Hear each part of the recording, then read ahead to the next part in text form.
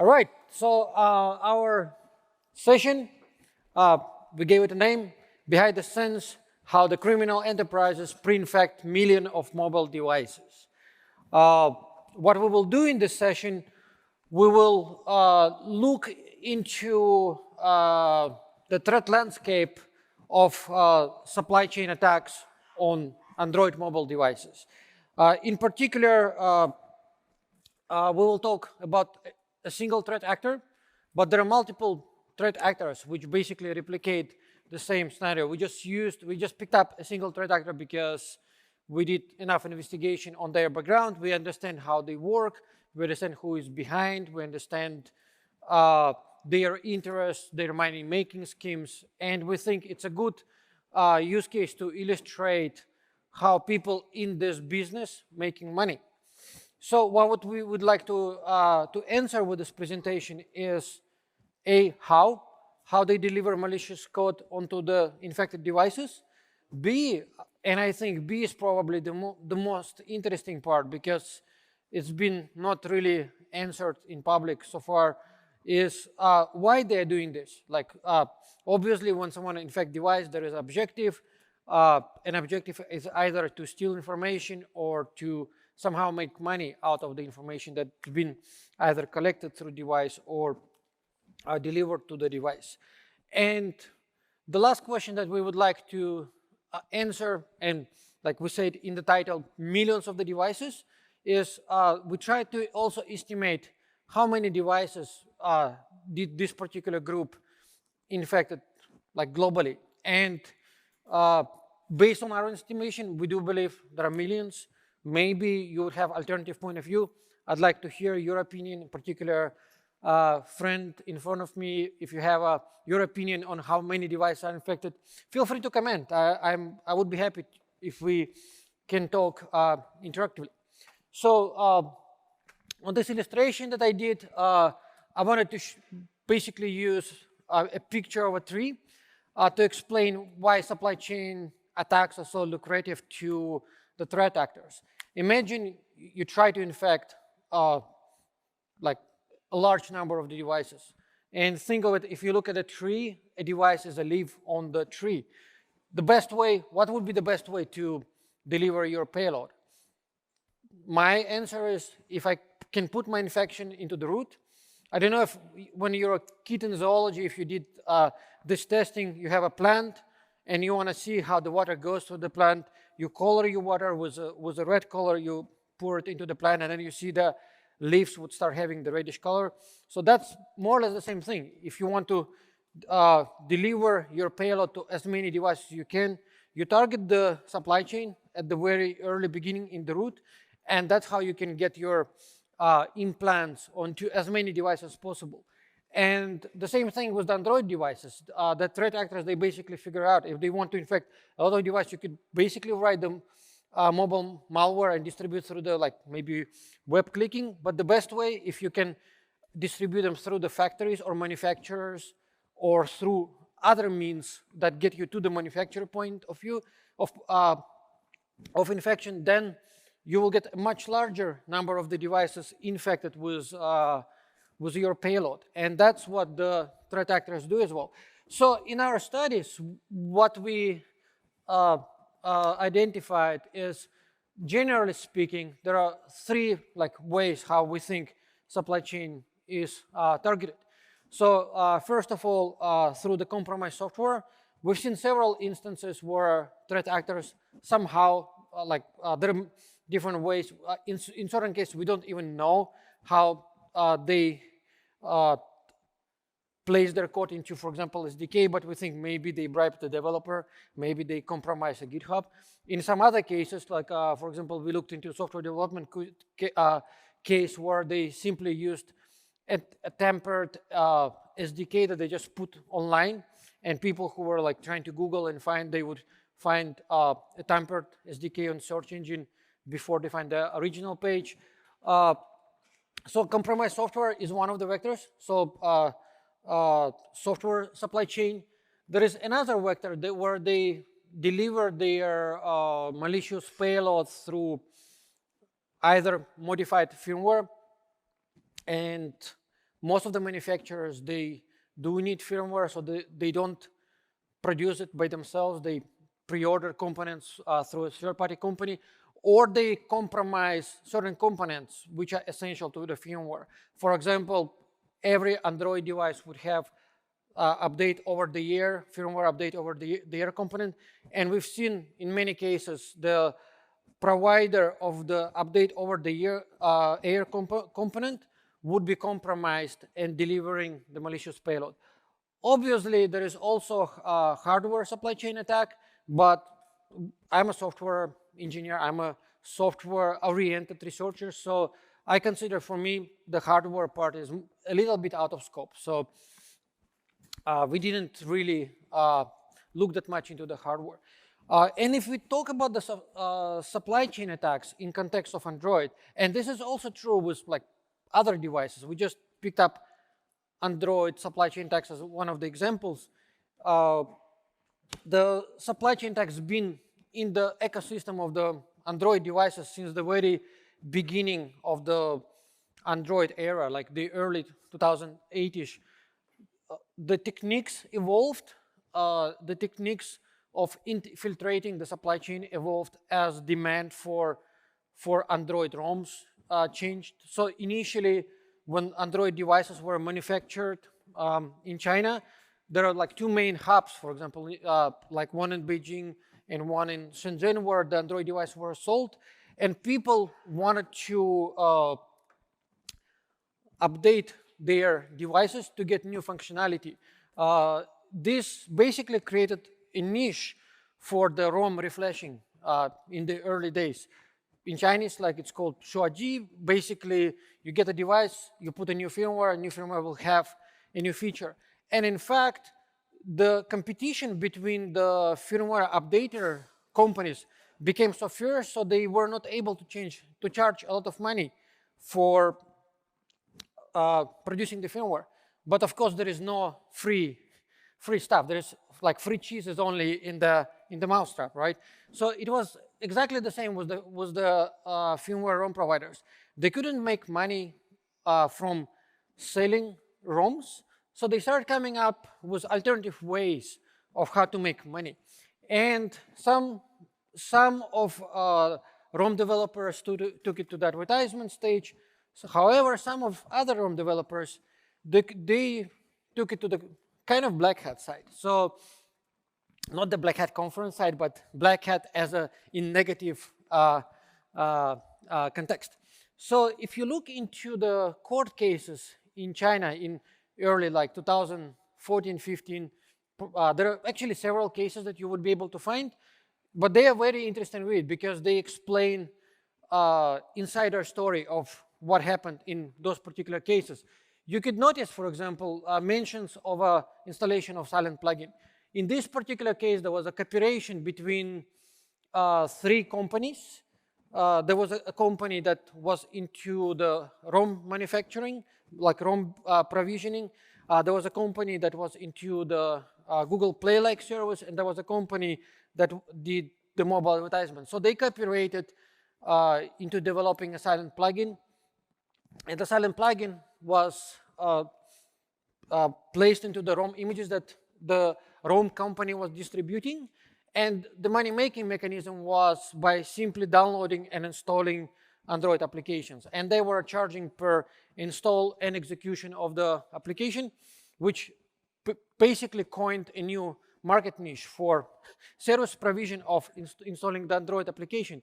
And in the court case, you can even find the pricing, how much they were charging. Like the charge was actually not a lot, 1.5 RMB, like Chinese yuan. But think of it, you have million devices, right? Immediately, if you have million devices infected, this converts into a million RMB per single application, right? So you can think of the numbers. They actually make quite a bit of money. And that's actually the reason why we'll be very careful about the things that we're going to talk about, because we think some of the threat actors that we're going to talk about, they might have a lot of money, and we don't want to walk and suddenly fall into a hole and never make it back home, right? So we will be very discreet of what we can talk about in public. So one of the things that you will notice as you look through those court cases, that the techniques and the methods that, and also the public incidents, the techniques and the methods of infiltrating supply chain, they simply evolved over the time. They never disappeared. We see less and less detections. For example, we as an antivirus vendor, we see less and less detections. But the reason why we see less detections is because they just get better at hiding their stuff. It's not that they stop doing this. And as they proliferated with different techniques of infiltrating the supply chain, they were able to reach larger number of audience. So when you just simply provide the ROM reflashing and you put your malicious stuff into the ROM, you only would be able to reach out users which just used your ROM. If you infiltrate manufacturers, you will be able to reach out to the users who use devices of that manufacturer. If you infiltrate also the software supply chain and you tamper with the SDKs, you would be able to reach the devices which you were not able to reach before. For example, some devices where the manufacturers are very careful about their manufacturing supply chain. Like, for example, there are big brands like Samsung, like Google. They probably take care of their supply chain security relatively well. But for the threat actors, this is still a very lucrative market share.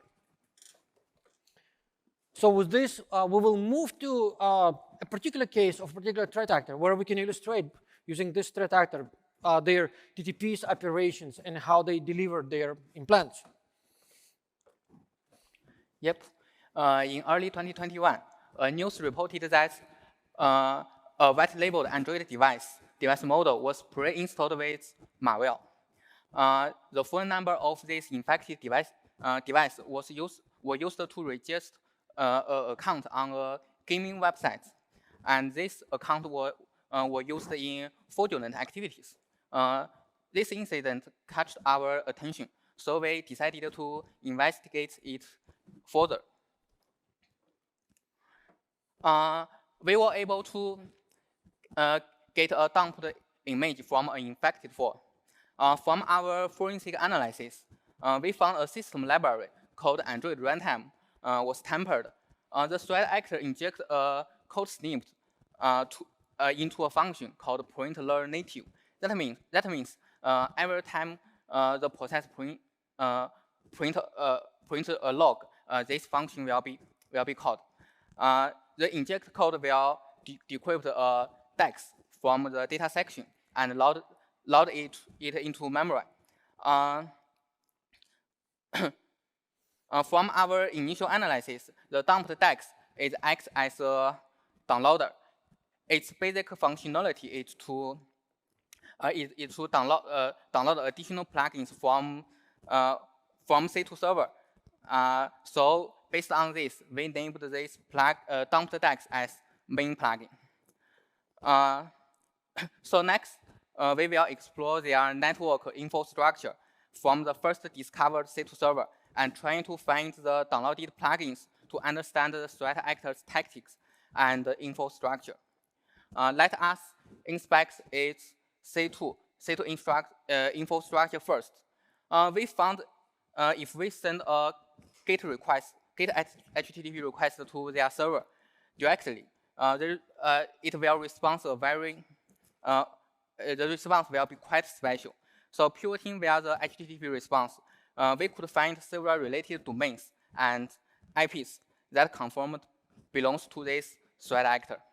The second thing is the C2 points to a SSL certificate, which exposes an email address, and this email address points to a key domain. This key domain helps us to identify their criminal business later. Yeah, and one of the interesting side notes, like if you take the email address and you even search on other portals like GitHub, you could even find pieces of the source code that later we realized also belong to this threat group. So if you start searching basically the internet, suddenly all the pieces that are related to this threat group, they come into a single picture. Yes. With the additional C2 server we discovered in previous slides, we were able to obtain some dumped pickup files. The follow shows the main plugin requesting the C2 server to receiving an encrypted response. The response contains a list of tasks. Each task points to a download URL of an encrypted zip file. The main plugin will then download and decrypt these downloaded zip files into actual plugins. So basically, what we found, a pickup file that contained traffic that was communication between the main loader and the backend of the server, and the response from the server contained references to other plugins in encrypted form. But since we found the actual plugin on VirusTotal, we had the encryption keys, so we were able to download and decrypt the plugins, so we were able to understand what are they doing with those plugins.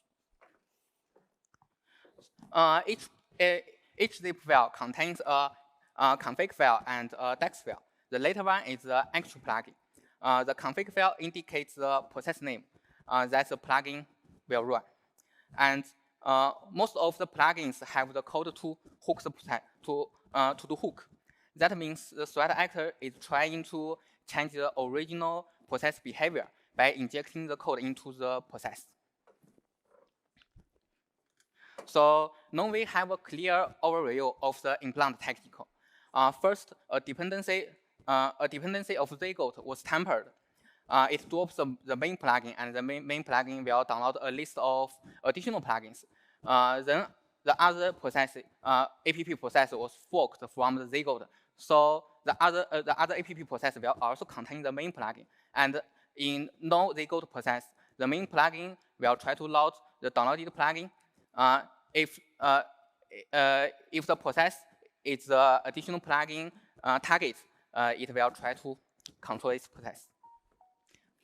So basically, we identified lots and lots of plugins. I think if I count just a rough number, over 80 different plugins that we were able to download from those URLs.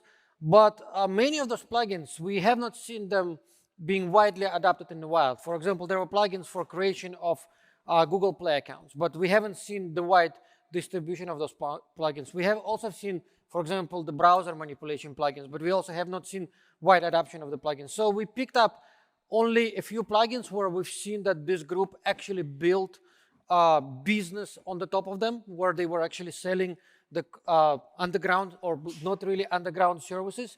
And we think those are probably the most impactful plugins because this is how we think they make most of their money.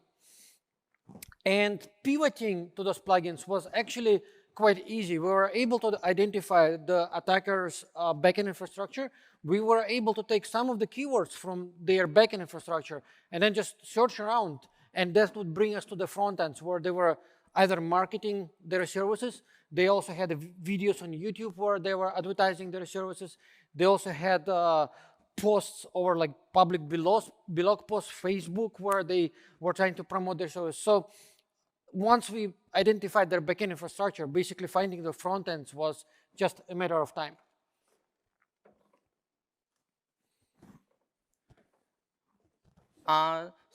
So SMS Receive platform is a popular underground service since 2018. The users could purchase phone number and verification code via such platform, and the verification code could be used to register book accounts. The left picture shows the workflow of how the Lemon Group works. A user can select a project. That means the platform supports to register an account. Then the user will request a phone number and corresponding verification code. After waiting a few minutes, the verification code will be loaded to the portal from the infected phone. Then the user can use the phone number and the verification code to register a new account.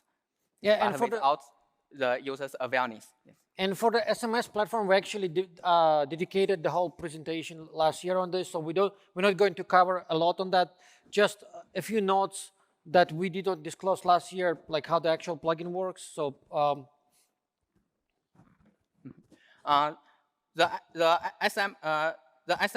the corresponding plugin of SMS Receive platform is SMS plugin. It will hook phone process to intercept send broadcast related function, and then it will receive comment from C2. The comment contains a recipe. So every time the victim's device receives a SMS, the plugin will check if the SMS body is matched the recipe.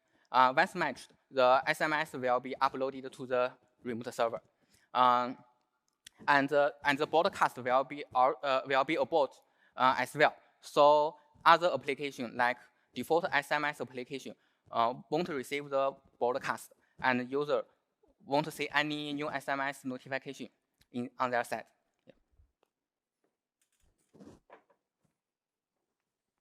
Yeah, and other than SMS plugins, we identified several other plugins which we think are probably the most impactful. So we just go through some of those plugins to see like how they work. The most notable one that we've seen being used a lot in notation together with the SMS plugin is the proxy provider. What essentially the proxy provider plugin does, it converts the device into a proxy, and then they rent out this device to their customers for a short period of time. I think in our test, maximum you would be able to rent someone's phone for 5 minutes. And the way their customers were renting their phone, you can see in the HTTP request response. So the customer would want to request an exit node proxy from a particular region, like in this case, from Hong Kong. And they specify timeout, for example, for how much time they would like to have that proxy. And what they will get in the response, they will get geographical location where that phone is located. They will get IP address within the infrastructure of the attacker where they would be able to connect over SOCKS. They will get a port number where they connect over SOCKS, and they will get also the exit IP address that they will be getting, and the timeout time frame. So in this case, the user of the proxy would be able to use someone else's phone for a period of 1,200 seconds as an exit node. This is basically the business model behind the proxy plugin. And then they had the whole front end where they were selling proxy services. I don't know if you've seen, like, there is a prolific marketplace where they sell residential proxies. So they were selling this as a residential proxies, mobile proxies, that kind of stuff. And the reason why they were both having residential and mobile proxies as their service, because not all of the Android devices which they infected were mobile phones. They also had infections on non-mobile Android devices, which were placed in people's household locations, and they would have residential IP as a exit IP address. Or some mobile phones, they would be connected to a local Wi-Fi, and in this case, the exit IP address would be the residential proxy. So just a few details on how the proxy plugin works. Yes. In this case, the corresponding plugin is proxy plugin, which runs in system UI process and talks to C2 server over WebSocket.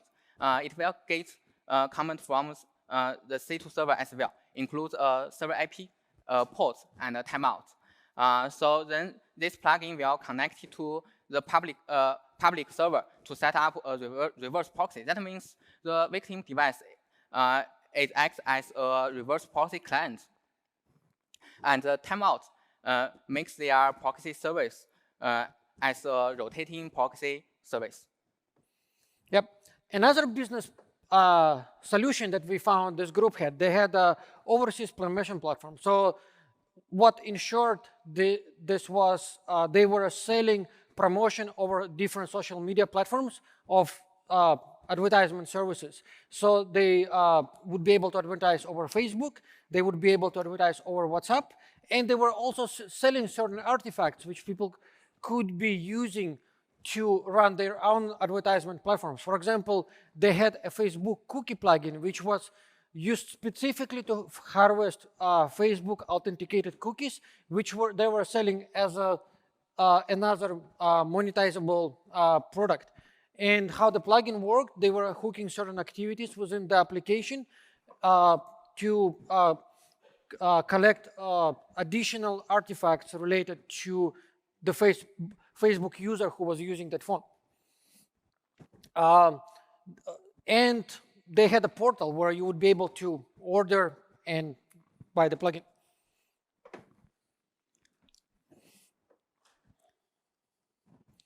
So for this overseas promotion platform, they not only for advertisements, overseas advertisement, but we think it could be also used in fraudulent activities. For the WhatsApp promotion platform, they claim to provide a tool that has the ability to send bulk WhatsApp messages to any WhatsApp account over 100 countries. Although we were unable to get a copy of this tool, but we can get some internal details from the corresponding plugins, which we call WhatsApp plugin. This plugin will hook WhatsApp, and then it will request to C2 server to get a list of tasks. Each task includes a message content, an attached picture, and a destination phone number.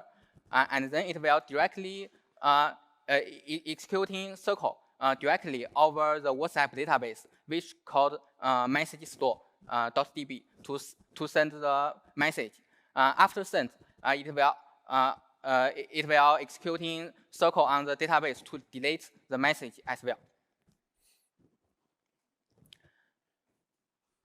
For the SMS promotion platform, it is a platform that has the ability to send bulk SMS message, also called SMS gateway. This plugin will hook phone process, and it's similar with WhatsApp plugin. Just request C2 server to get a list of tasks, include SMS content and destination phone number and country. For each task, the plugin will send SMS, and then after send, it will delete the SMS from the inbox. And to be less suspicious, it avoiding send SMS from a foreigner phone number. Yeah. So the key difference from the original SMS plugin is that with this promotion plugin, it's not to receive the SMS messages, it's to send the SMS messages the same way how they were hooking the WhatsApp application to distribute the WhatsApp messages to for the advertisement purposes. Then monetization were advertisements, the same traditional way. Basically, they get paid for showing an advertisement.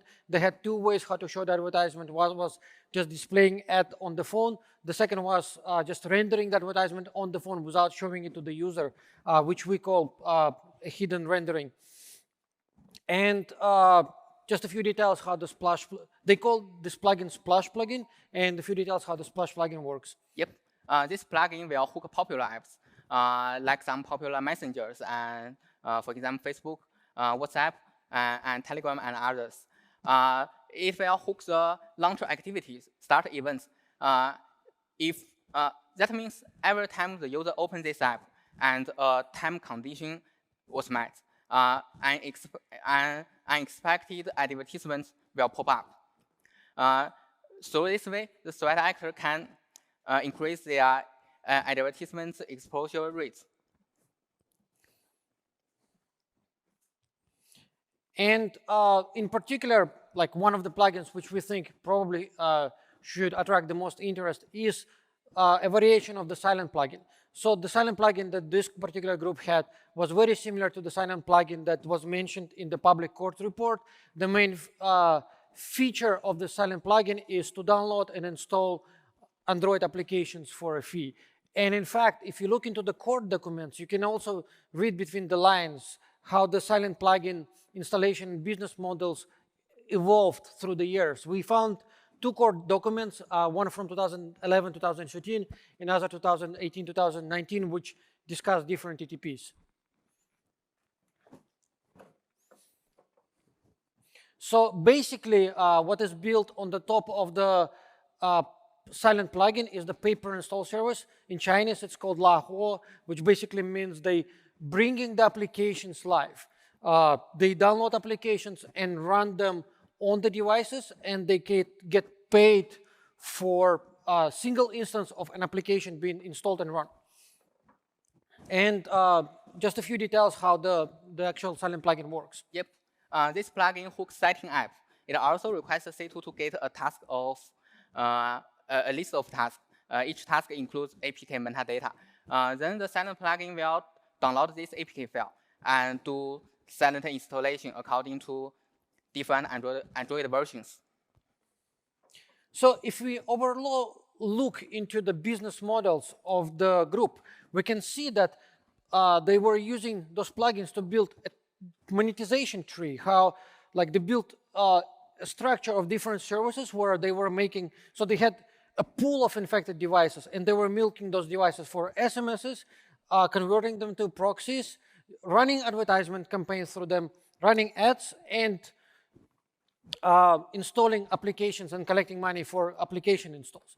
There were also other services which we think they were experimenting with monetizing, and maybe those services like didn't take off. So we've seen, or maybe those plugins existed for their internal use. For example, they probably just wanted to have multiple Google Play accounts, right?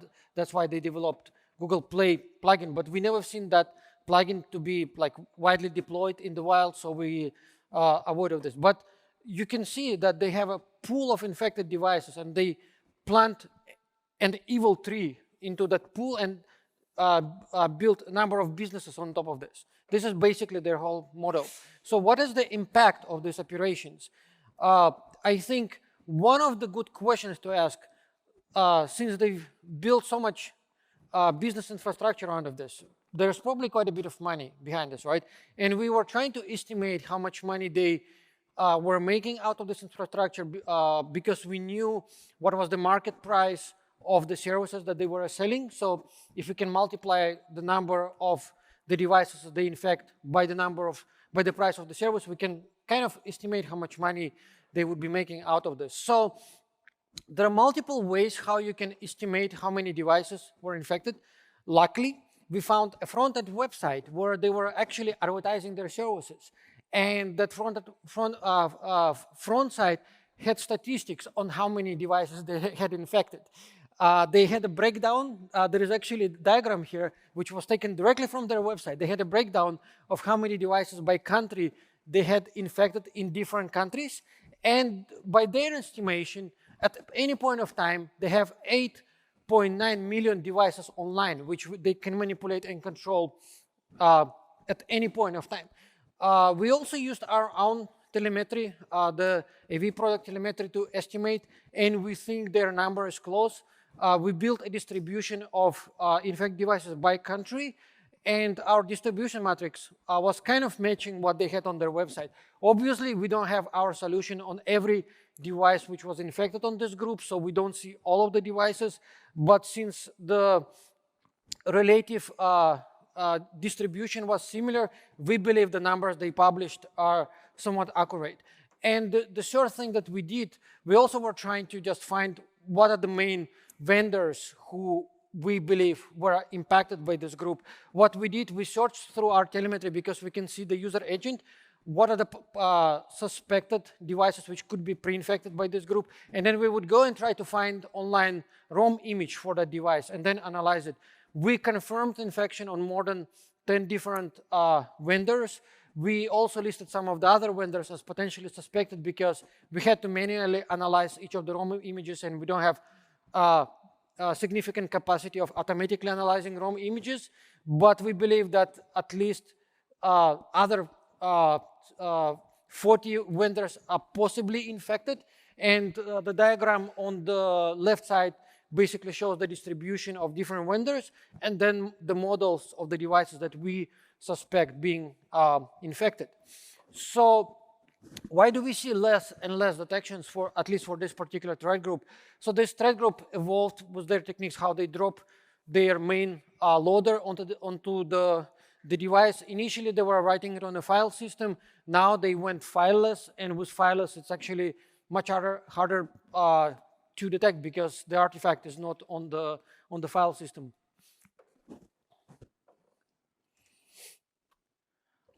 Besides their own changes, we also identified multiple infection where a device model was not only infected by lemon group, but also with a pre-installed OTA application. This OTA application has normal OTA functionality, but it also drops two DAX files secretly. The two DAX file, the two DAX files have different purpose. The first is a silent installer, which is similar to the lemon group one, and the second drop DAX is a privacy collector. It will collect the phone number, MMSI, and SMS, the number of SMS and the number of contacts, and lots of other personal data.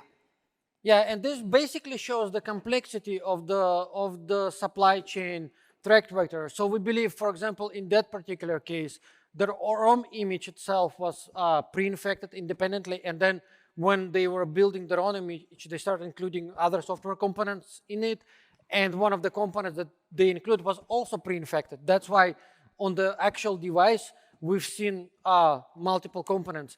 And another thing that we learned from the investigation is that threat actors were aware of the other groups. One of the very well-known threat actors in the supply chain attack landscape is Triada. So we've seen, for example, replication of Triada techniques.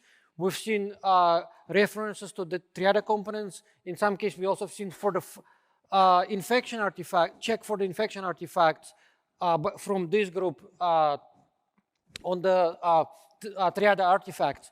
And another interesting thing that we found, which was probably less known, so we identified several front ends where, for example, Triada was selling their phone numbers and this particular threat actor that we refer to as a Lehman group.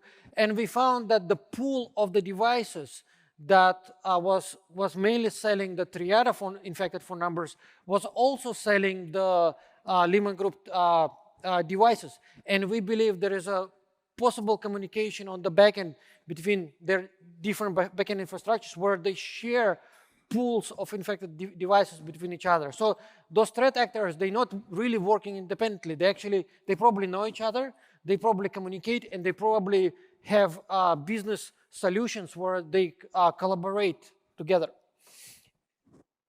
And one of the interesting learnings, because the first time when we brought this threat group to public was last year, Black Hat Asia, when we talked about their SMS, is that game started playing the hide and seek kind of game with security researchers. So last year we talked about Lehman SMS. What happened after last year?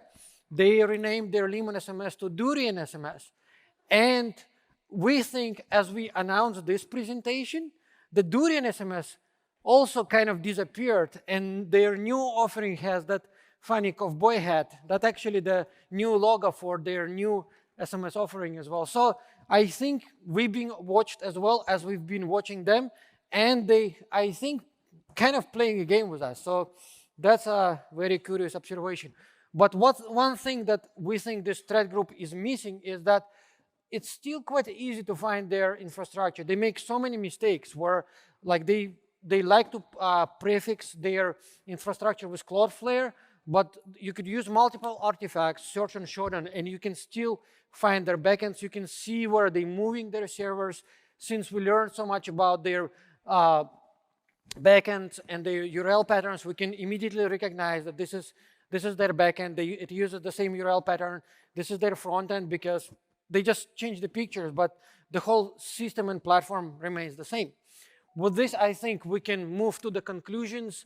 So this threat group targets multiple device vendors. They also were able to leverage different techniques to infiltrate devices from the vendors where they were not able to infiltrate the actual hardware supply chain. So they went through the SDK infections and they were able to deliver their implants onto that devices. We've seen that this group utilizes multiple infection vectors. We see that supply chain threat actors, they're not acting alone. They know about each other. They copycat each other techniques. They even collaborate on the business side. They build probably interfaces where they can interface with each other. And they probably even maybe know each other in real life. Otherwise, how would they build the business relationship? With this, I think we have a little bit of time where we can take some questions. I don't know how much time we have for questions, but let's try to take some questions. And if you feel that you have a private question that you don't want to ask in public, there is our emails here. You can also drop us email, and yeah, we would be happy to share what we know. Questions? I know there is a guy in front who has a lot of questions. He doesn't want to answer them in public. Yeah, he'll keep them for the email. Questions? Yes. Yep, there is one question, microphone here. Did you work together with authorities? Were there any legal implications?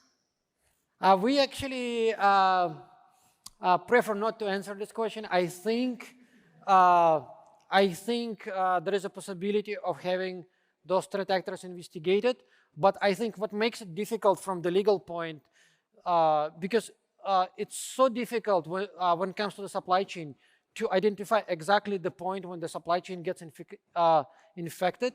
So even though we know the people who, we possibly might know the people who build the infrastructure to run this business, it's very difficult to pinpoint how exactly this infection got into this mobile phone, because you don't even know at what point the supply chain got infiltrated. There is, at this moment in the industry, there are no tools to trace the infection to a particular point when the supply chain got breached. And that's probably the hardest part. Yeah. And I think that would be like probably the hardest part in the investigation as well. Did I answer? Yep. Question? Sure, yeah.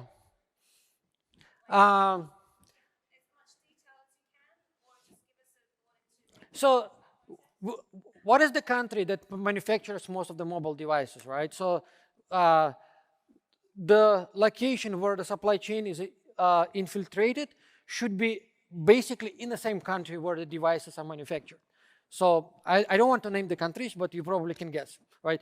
The other thing is, if you study the core documents, what you will learn is that initially they were targeting domestic users inside the same country, and that led to the prosecution and arrest of the companies. And they learned from that, and now they realize that if they target users overseas while infiltrating the supply chain inside the country, it makes it way difficult for the authorities inside that particular country to build a prosecution case against them. That's what I think, and that's the reason why this group is still acting inactive, and like the other companies were arrested, and there were legal actions taken against them. So this is how much I can share about attribution. I don't want to name any countries, like we want to be apolitical, but yeah, you can probably guess, right? Yep. Well, yes. So even for the Android devices, Android was like invented maybe in the United States, but most of the devices that run Android operating system, they built somewhere elsewhere, right? And that's I think, if you want to infiltrate the supply chain, you want to be close to the manufacturing chain. That's a given in this case. So yeah, that's why, for example, we don't see Russian cybercrime actively infiltrating that much of the Android supply chain. Yeah. Yep. There is a question here. Okay. Do we have time for last question? No. Yeah, I think we out of time, but we're here today. Tomorrow, I have name cards, so feel free to come over. I'll share name cards, and thanks a lot. Yeah.